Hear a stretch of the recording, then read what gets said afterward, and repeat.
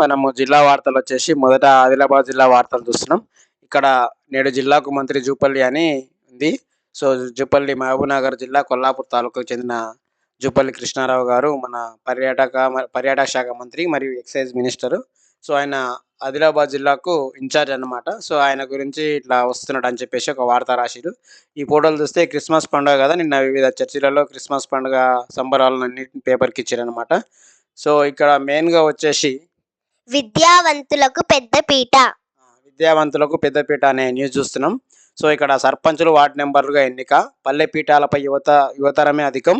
So, ఓటుతో తీర్పు చెప్పిన గ్రామీణ జనం, పల్లెల అభివృద్ధికి అవకాశాలు మెండు అని ఒక వార్త రాసిర్రు. చాలామంది అంటే ఇప్పుడు నిన్న మొన్న జరిగిన సర్పంచ్, వార్డ్ మెంబర్ ఎన్నికలున్నాయి గదా! సో, అక్కడ యువత అంటే దాదాపు 25-35 సంవత్సరాల లోపు ఉన్నోళ్ళే ఎక్కువ అధికం. 40 సంవత్సరాల లోపు ఉన్నోళ్ళే అధికం అని చెప్పేసి ఒక వార్త రాసిర్రు. సో, అందులో వా వార్డ్ మెంబర్‌లొచ్చేసి సర్పంచులు, ఉప సర్పంచ్ అందరూ గూడా యువత ఉంది. సో, యువత ఉరుకుల్లాడి వాళ్ళ ఉత్సాహంతోన గ్రామాలను అభివృద్ధి జేస్తారని చెప్పేసి ప్రజలు కోరుకుంటున్నారు. సో, ఇక్కడ వాళ్ళ డీటెయిల్స్ ఇచ్చిర్రనమాట. జిల్లాలోని పంచాయతీలు 473 ఉన్నాయి. సో, ఎన్నికలు జరిగినాయి 472. మొత్తం వార్డులొచ్చేసి 3870. ఎన్నికలు జరిగినాయి 3859 అనమాట. సో, సర్పంచులు, వార్డ్ మెంబర్ ఎన్నికైన వారి విద్యా అర్హతలు, గ్రాడ్యుయేట్స్ అంటే డిగ్రీ చేసినోళ్ళు 35 మందుంటే, వార్డ్ మెంబర్‌లు 182 మందున్నారు. సర్పంచులు 135 మంది సర్పంచులుంటే, వార్డ్ మెంబర్‌లే ఎక్కువున్నారనమాట. సో, పోస్ట్ గ్రాడ్యుయేట్స్ 13 మంది సర్పంచులుంటే, 87 మంది వార్డ్ మెంబర్లున్నారు. వామ్మో! పీజీ చేసి కూడా ఈళ్ళు వార్డ్ మెంబర్‌గా పోటీ చేసిరంటే గ్రేట్ అని చెప్పుకోవాలి.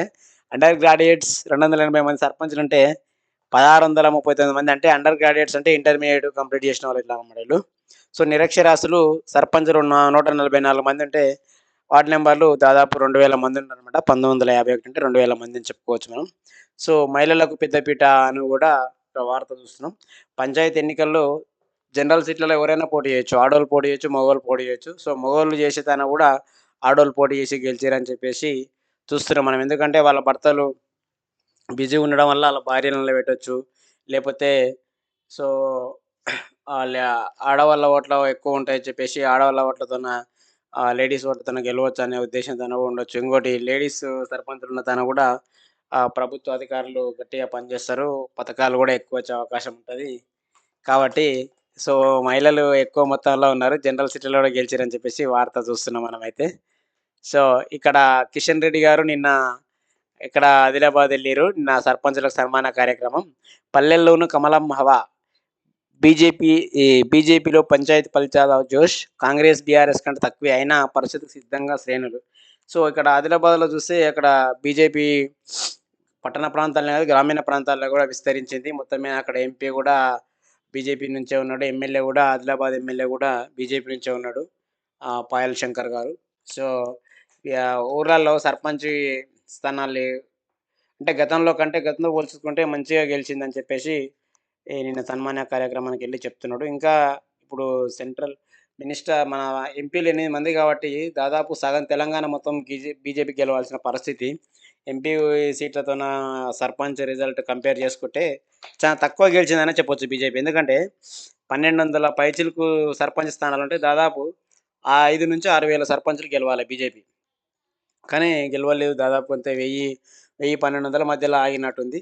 సో, వాళ్ళు నెక్స్టు మేము పరిషత్ అంటే ఎంపీటీసీ, జెడ్పీటీసీ ఓట్లకు సిద్ధంగా ఉన్నామని చెప్పేసి వాళ్ళు కిషన్ రెడ్డి గారు చెప్తారనమాట. సో, ఇది మెయిన్‌గా కే ఆదిలాబాద్ జిల్లా వార్తలు. నెక్స్ట్ పేపర్ ఏముందో చూద్దాం. సో, ఇక్కడ పల్టీ కొట్టిన జీవితాలు. మహారాష్ట్రలో వంతెనపై నుంచి బోల్తా పడిన కారు, నలుగురు దుర్మరణం. మరో ఇద్దరికి తీవ్ర గాయాలు. ఈళ్ళు ఆదిలాబాద్ జిల్లా వాళ్ళు. మహారాష్ట్ర ఎళ్ళిరంట. అక్కడ కారు పల్టీ కొట్టేసి నలుగురు చనిపోయారని వార్త రాసిర్రు. సో, అగ్ని ప్రమాదంలో దుకాణం దగ్ధం. సో, ఇవన్నీ గూడా క్రైమ్ న్యూస్ అంత జిల్లాకు సంబంధించిన వార్తలవి మెయిన్‌గా వచ్చేసి. సో, ఇక్కడ ఆదిలాబాద్ జిల్లా వార్తల్లో రోడ్డు పనులు ప్రారంభించేదెప్పుడు? ఇక్కడ రోడ్డు పనులు ప్రారంభించేదెప్పుడని చెప్పేసి ఉంది. సమీపిస్తున్న నాగోబా జాతర. నాగోబా జాతర అంటే ఆదిలాబాద్ జిల్లాలో ఫేమస్ జాతర ఇది. సో, గిరిజన ప్రాంతంలో ఆహ్, జరిగే జాతర. ఇక్కడ మిశ్రమ వంశీయులని వాళ్ళ వంశపారంపర్యంగా జరుగుతున్న జాతర.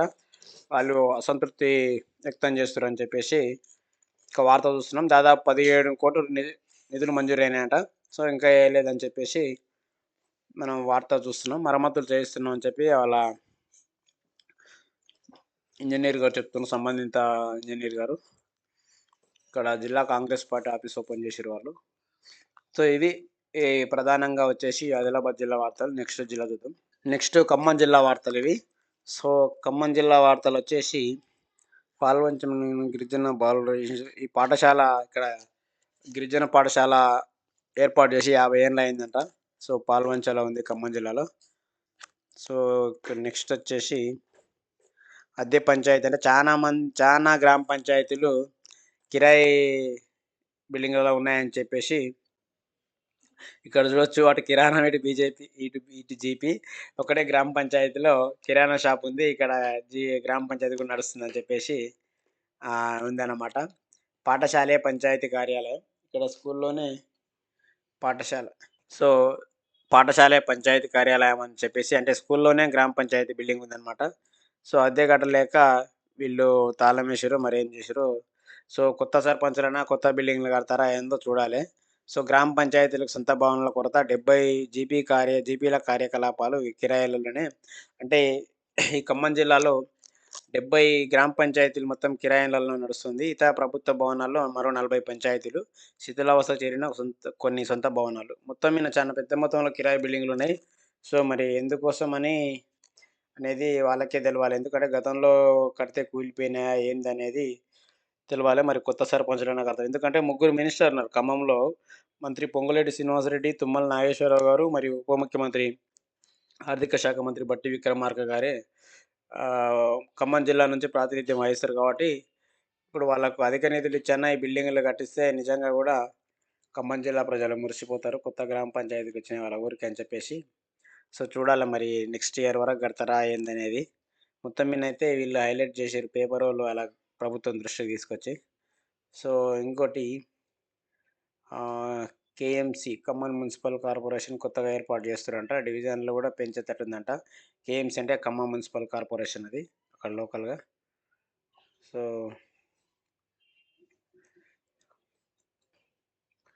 ఇక్కడ వార్త ప్రేరణ లేనట్టే. ఎస్సీ వసతి గృహాల్లో ఎస్ఎస్సీ విద్యార్థులపై నిర్లక్ష్యం. ఇప్పటికీ వసతి గృహాలకు చేరని మెటీరియల్. అదే 10వ తరగతి చదువుతున్న హాస్టల్ పిల్లలకు వాళ్ళకు సెపరేట్ మెటీరియల్ ఇస్తారంట. సో, అది ఇంకా ఇవ్వలేదని చెప్పేసి వార్త చూస్తున్నాం మనం ఖమ్మం జిల్లాలో. సో, పిల్లలు చదువుతారనమాట. ఎస్సీ హాస్టల్‌లో చదువుకుంటారు ఈ పిల్లలు. వాళ్ళకు స్టడీ మెటీరియల్ ఇస్తారు గానీ, ప్రతి సంవత్సరం మరి ఈ సంవత్సరం ఇంకా ఇవ్వలేదని వార్త చూస్తున్నాం. ఆహ్, ఇక్కడ 50 ఏళ్లయిందంట ఈ స్కూలు గిరిజన పాఠశాల ఏర్పాటు చేసి. సో, ఆ వార్త చూస్తున్నాం అన్నమాట. సంజయ్ గాంధీ అంటే జలగం వెంగళరావు ఇప్పుడు చీఫ్ మినిస్టర్ అనుకుంటా. మరి ఆయన బోర్డ్ ఉందన్నమాట. సంజయ్ గాంధీ అంటే మన ఇందిరాగాంధీ గారి రెండవ కుమారుడు. రాహుల్ గాంధీ వాళ్ళ చిన్నాన్ననమాట. సో, ఆయన సమక్షంలో ఈ పాఠశాల ప్రారంభం జరిగినట్టుంది. పేరుందన్నమాట అక్కడ. సో, నెక్స్ట్ సైబర్ మోసం కేసులో ఒకరి అరెస్ట్. ఆన్‌లైన్ ట్రేడింగ్ ఇన్వెస్ట్‌మెంట్ పెట్టుబడి పెడితే అధిక లాభాలు వస్తాయని చెప్పి మోసం చేసిన కేసులో సైబర్ క్రైమ్ పోలీసులు అరెస్ట్ చేసిర్రట. సో, ఇక్కడ ఏం లే అంటే ఒకటి యాప్ ఉంటది. మా యాప్‌లో పెట్టుబడి పెడితే మీకు 1,00,000కు 2,00,000 ఇస్తాం, 3,00,000 ఇస్తాం అని చెప్పేసి జనాన్ని నమ్మించిర్రంట. నమ్మించి విడతల వారీగా 8,38,000 చెల్లించినట. గుర్తు తెలియని వ్యక్తి లాభాల పేరిట నమ్మించడంతో ఆహ్, ఇక్కడ కొణిజర్లకు చెందిన జరపుల్ల విజేందర్‌కు ఫోన్ చేసిన గుర్తు తెలియని వ్యక్తి లాభాల పేరిట అయితే విజేందర్ అన్నట్టు ఆయనకు ఫోన్ చేసి లాభాలొస్తాయి ఇంట పెట్టుబడి పెడితే అంటే, మామూలుగా మనం మిత్తికిస్తే ఎంత 1,00,000కు 2,000 వస్తాయి నెలకు. కానీ వీళ్ళు 8,000 వస్తాయి, 10,000 వస్తాయి అని చెప్పి నమ్మిస్తారు. నమ్మిచ్చి అట్లా 8,38,000 కట్టిర్రంట. సో, ఆ తర్వాత లాభాలు రాకపోగా నిందితుడు ఫోన్ ఎత్తకపోవడంతో విజేందర్ పోలీసులకు కంప్లెయింట్ చేసిండట. దీంతో విచారణ చేపట్టగా ఆయన చెల్లించిన నగదులో 12,000 ఖమ్మం రూరల్ మండలానికి చెందిన హుస్సేన్ ఖాతాలో జమ అయినట్లు గుర్తించిరట.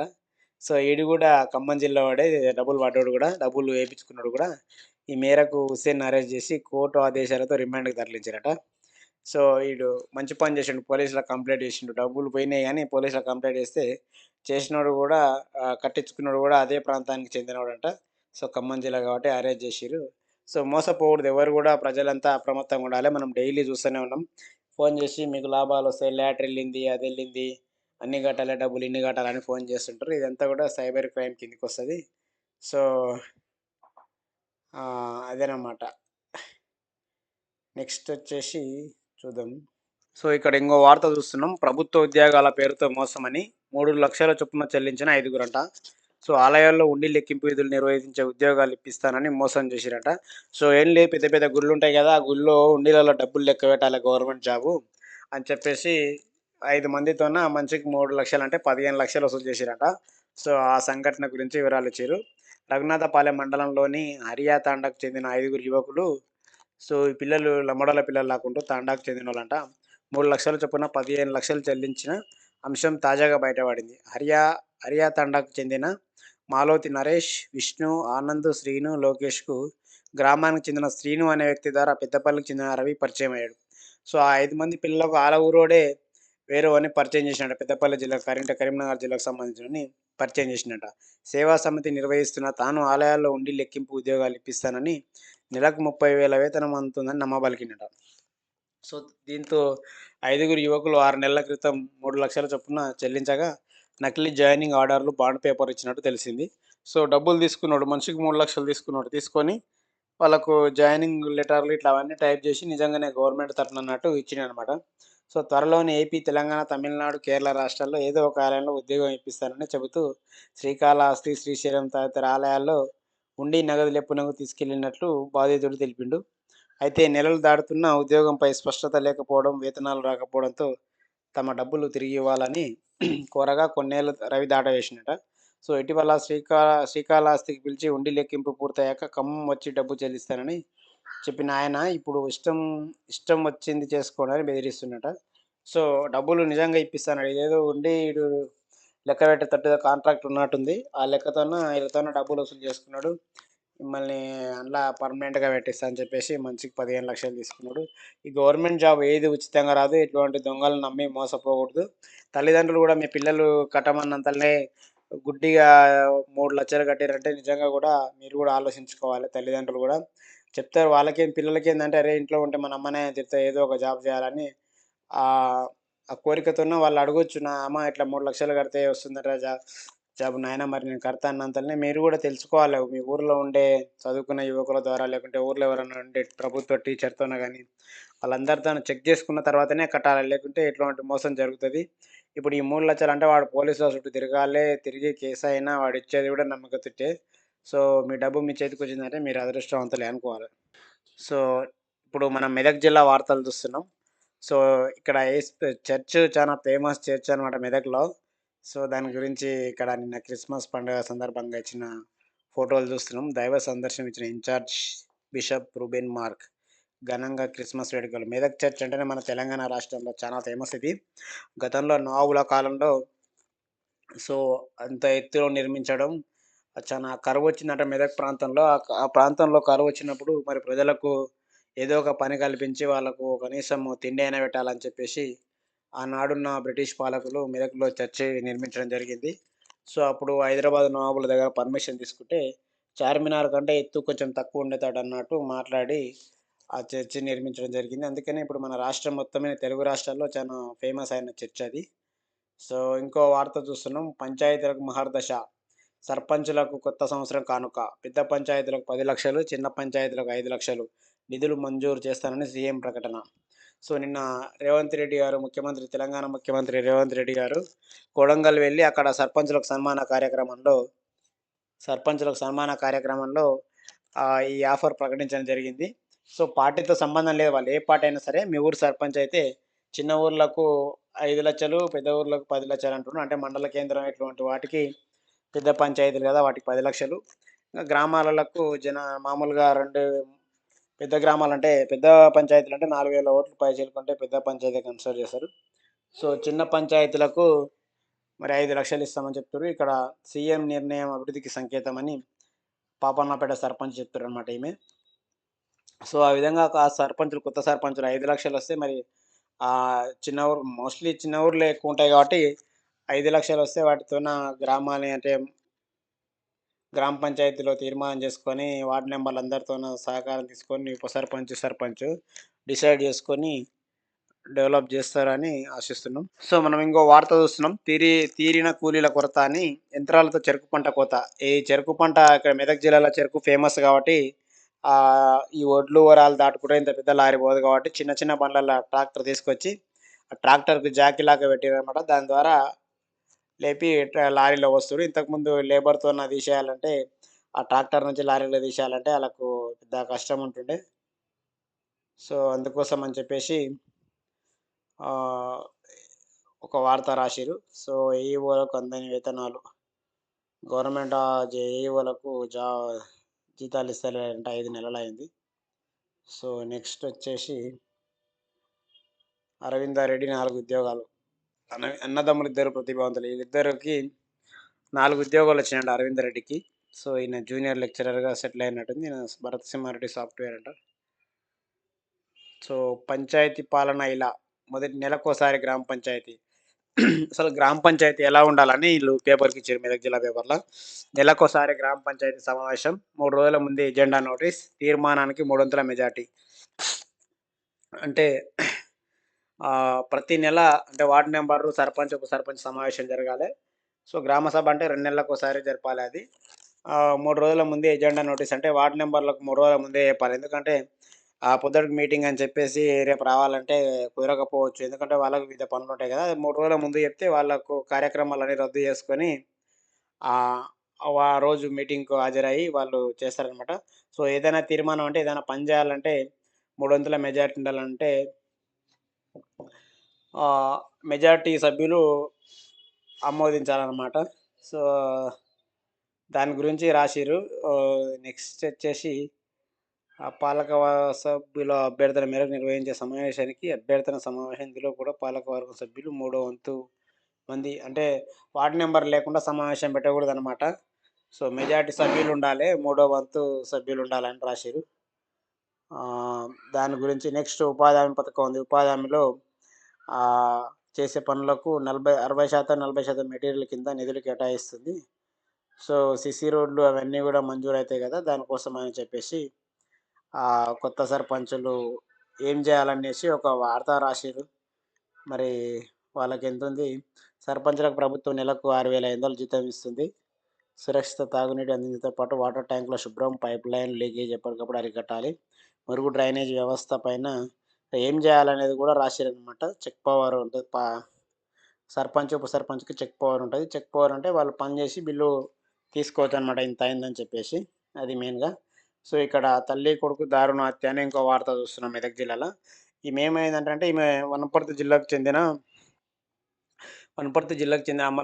అమరచింత గ్రామానికి చెందిన చంద్రకళ 30 ఏళ్ల వయసంట. టైలరింగ్ చేస్తూ జీవితం సాగిస్తుందంట.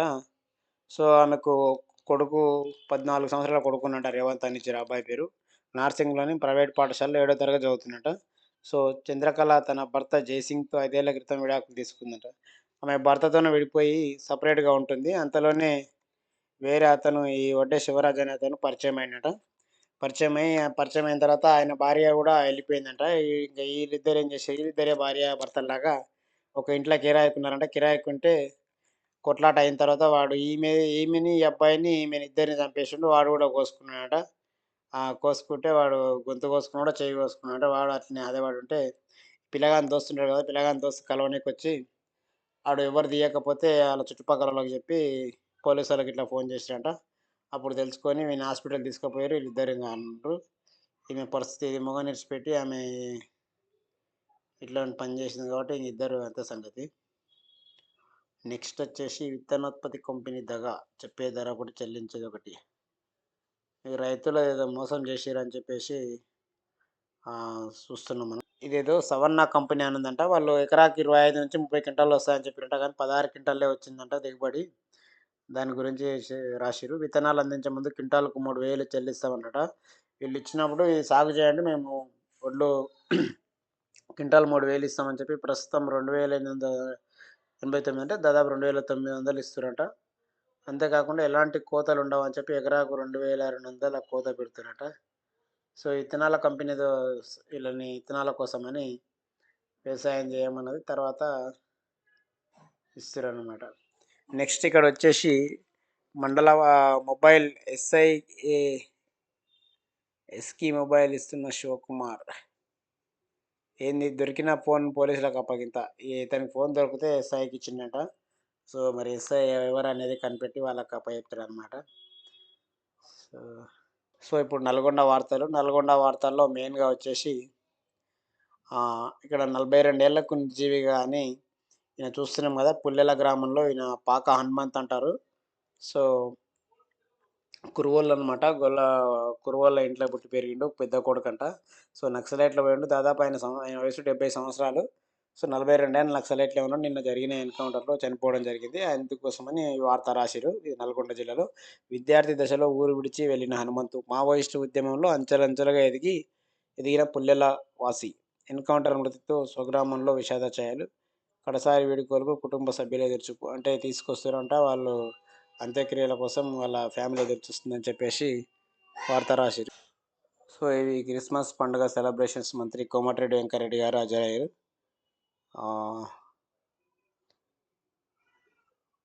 ఇక్కడ వరి నాటనికి మిషన్‌లతోన నాటుతారు. డ్రమ్ సీడర్ పద్ధతి ఉపయోగిస్తారు. సో, కూలీల ఇబ్బంది ఉంది కదా!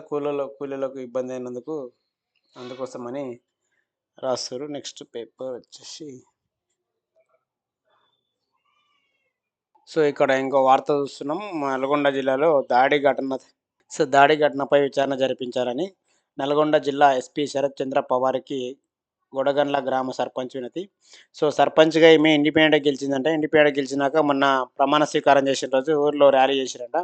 ఆ ర్యాలీ చేసినప్పుడు మరి ఏ పార్టీ వోళ్ళో కాంగ్రెసోళ్ళా, బీఆర్ఎసోళ్ళా గాని ఆళ్ళు బీర్ సీసాలు అవన్నీ ఏసి గొడవ చేసిరంట. గొడవ చేస్తే ఎస్ఐ వచ్చేసి వీళ్ళనే కొట్టిండనమాట. సర్పంచ్ మనుషులను కొట్టిండంట. కొట్టి దాదాపు కాలేజీ పిల్లలు, చదువుకునే పిల్లలతో పాటు ముసలోళ్ళ మీద కూడా 50 మంది మీద కేసు చేసిండట. కేసు చేసినందుకు ఆమె ఎస్పీకెళ్ళి కంప్లెయింట్ చేసింది. ఇట్లా ఎంక్వైరీ చేయాలె. ఎస్ఐ కూడా వాళ్ళ సైడు ఎళ్లి మమ్మల్ని ఇబ్బంది పెడుతున్నాడని చెప్పేసి కంప్లెయింట్ చేసిందనమాట. సో, ఇక్కడ ఇంకో వార్త చూస్తున్నాం. విద్యుద్ఘాతంతో తండ్రి, కుమారుడు మృతి. కరెంట్ షాక్ కొట్టి తండ్రి, కొడుకు ఇద్దరు చనిపోయారంట. కొత్తగా నిర్మిస్తున్న ఇంటి పిల్లర్లకు నీళ్లు కొడుతుండగా జరిగిందంట. సో, మరి మోటార్‌కు షార్ట్ సర్క్యూట్ అయిందో ఏమైందో గానీ కొత్తగా కట్టిన ఇల్లు కడుతుర్రంట. పిల్లర్లకు నీళ్లు కొడుతుంటే ఇద్దరు చనిపోయిండ్రు. సో, చాలా జాగ్రత్తగా ఉండాలి. స్వర్ణగిరికి పోటెత్తిన భక్తులు. ఇక్కడ స్వర్ణగిరి అనేది భువనగిరి, యాదగిరి మన నల్గొండ జిల్లాలో భువనగిరి పట్టణానికి దగ్గరలో కట్టిర్రు స్వర్ణగిరి అనేది. సో, ఇది కూడా సేమ్ తిరుమల స్టైల్‌లో కట్టిర్రనమాట.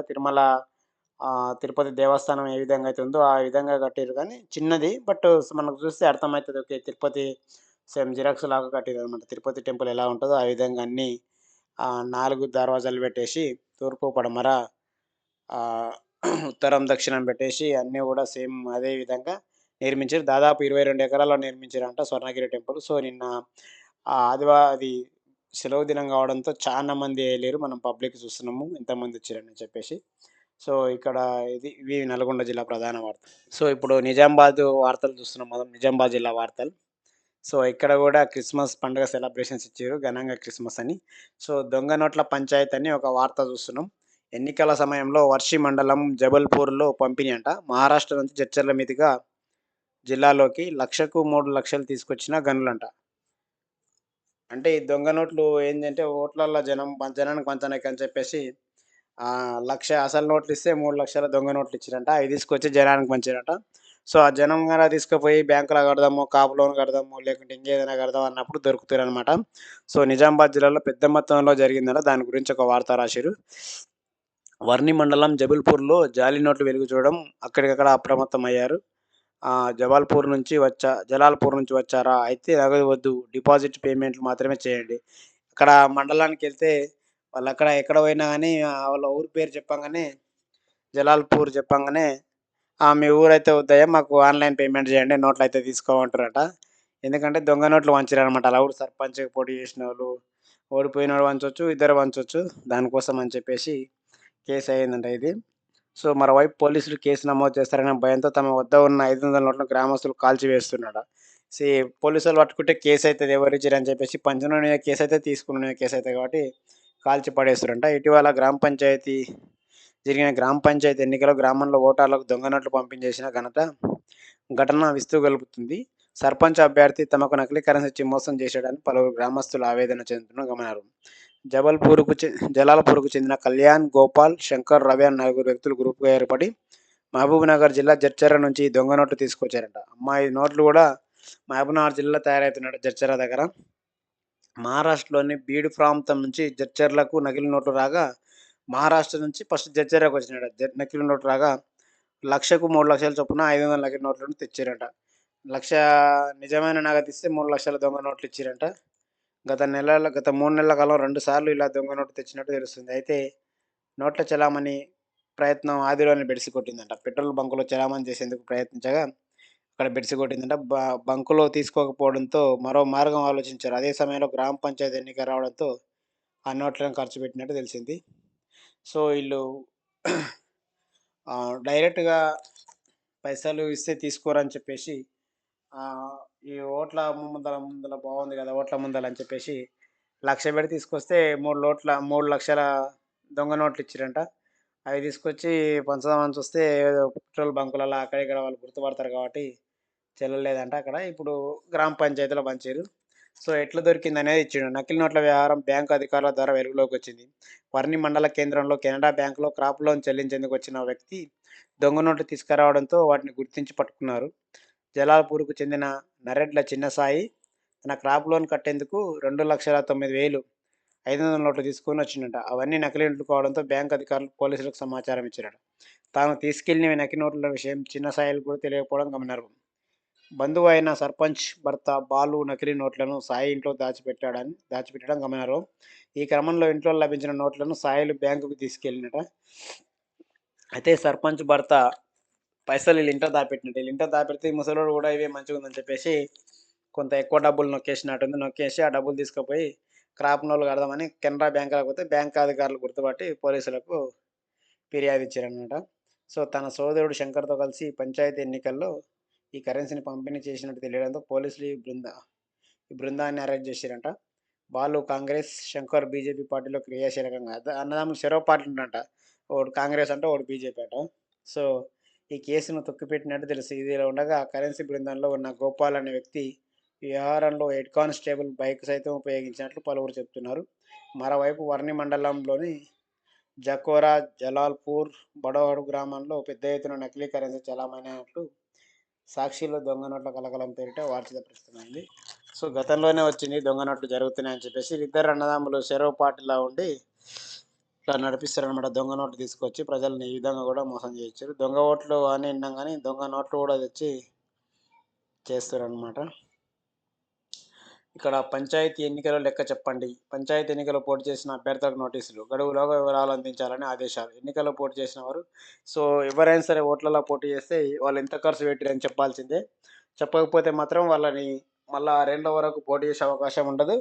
వాళ్ళు తప్పుడు వివరాలు అందిస్తే కూడా ఎవరైనా వాళ్ళ మీద కంప్లెయింట్ చేస్తే సరైన ఆధారాలతోన వాళ్ళ పదవి కూడా ఖాయము. సో, వార్డ్ మెంబర్లు గానీ, సర్పంచులు గానీ, ఉప సర్పంచ్ అందరూ కూడా మీరెంత ఖర్చు పెట్టిర్రో లెక్క చెప్పాలి. ఎందుకంటే గవర్నమెంట్ ఇచ్చింది ఒక లిమిట్ ఉంటది. ఆ లిమిట్‌కి తగ్గట్టు ఎంతో అంత ఖర్చు పెట్టినామని చెప్పేసి చెప్పాలి. చెప్పకుంటే ఉన్న పదవి పోతది. మళ్ళా భవిష్యత్తులో కూడా నిలబడే అవకాశం ఉండదు. సో, ఉపాధి నిధులతో కొత్త పనులని ఇంకో వార్త చూస్తున్నాం. మహిళా సంఘాలకు భవనాలు, ఆహార ధాన్యాల నిల్వకు అవసరమైన నిర్మాణాలు, వర్క్షెడ్లు, సీసీ రోడ్లు, కల్వర్ట్ల స్థానంలో ప్రతిపాదన తీసుకోవాలని ఆదేశాలు. పాత పద్ధతికి స్వస్తి పలుకుతున్న యంత్రాంగం.